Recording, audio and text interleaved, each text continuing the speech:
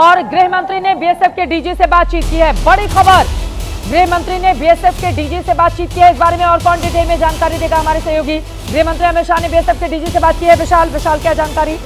इस वक्त ये बड़ी खबर आ रही है क्योंकि जिस तरह के हालात इस वक्त बॉर्डर पर बनते हुए दिखाई दे रहे हैं, इन सब के बीच में गृह मंत्री अमित शाह ने अर्धसैनिक बलों के महानिदेशक से फोन पर बातचीत कर हालात की जानकारी ली है। बीएसएफ के डीजी से गृह मंत्री अमित शाह की फोन पर बातचीत हुई है, पूरे हालात की जानकारी ली है। इस वक्त की ये बड़ी खबर सामने आ रही है क्योंकि लगातार कई जो हमारे इंटरनेशनल बॉर्डर है वहां पर भी पाकिस्तान की तरफ से जो हमला करने का प्रयास किया जा रहा है, हालांकि भारत ने उन सभी हमलों को नाकाम कर दिया है। उसके बाद अब गृह मंत्री अमित शाह ने अर्धसैनिक बलों के डीजी से बातचीत कर और तमाम हालात की समीक्षा की है। जो जानकारी दी है, कच्छ में बहुत बड़ा नाला है जिसके तरफ बॉडी सिक्योरिटी फोर्सेस के, और इस वक्त की बड़ी खबर हमारे तीनों ही सेना एक्शन में है, चाहे वो इंडियन आर्मी हो, इंडियन एयरफोर्स हो, इंडियन नेवी हो। तीनों सेनाओं के सामंजस्य से ही हमने आतंकवादियों को मुंहतोड़ जवाब दिया था जब घुसकर मारा था पाकिस्तान के भीतर। जल थल वायु सेना का एक्शन लगातार जारी है और इस बारे में आशीष जानकारी देंगे। आशीष, क्या खबर है? देखिए, मैं थोड़ी देर पहले बता रहा था कि जो वेस्टर्न नेवल कमांड है उसको भी ये इंस्ट्रक्शन दिया गया कि वो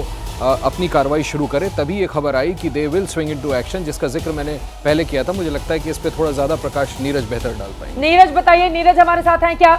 नीरज, बिल्कुल चित्रा, बिल्कुल आपने ठीक, बिल्कुल आशीष बिल्कुल ठीक कह रहे हैं। भारतीय नौसेना बिल्कुल अलर्ट पर है। अगर जैसे ही अगर पाकिस्तान की तरफ से इस तरह की कोशिश की जा रही है, जैसे कि हमने देखा कि और मेगा ने भी बताया कि कच्छ के एरिया में भी ड्रोन अटैक्स की कोशिश की गई है, तो बहुत जल्द हम लोग मान सकते हैं कि भारतीय नौसेना कोई बड़ी कार्रवाई कर सकती है 1971 की तरह। जैसे 1971 में भारतीय नौसेना ने कराची एयरपोर्ट को पूरी तरह से ध्वस्त कर दिया था। तो अभी क्योंकि इस वक्त जो है भारतीय नौसेना की एक बड़ी एक्सरसाइज गुजरात से सटी हुई समुद्री सीमा में चल रही थी, इस वक्त पूरे जितने भी जंगी जहाज हैं वो इस वक्त अलर्ट मोड पर है अरब सागर में, और अगर जरूरत पड़ती है तो तुरंत जो है वो नौसेना एक्शन में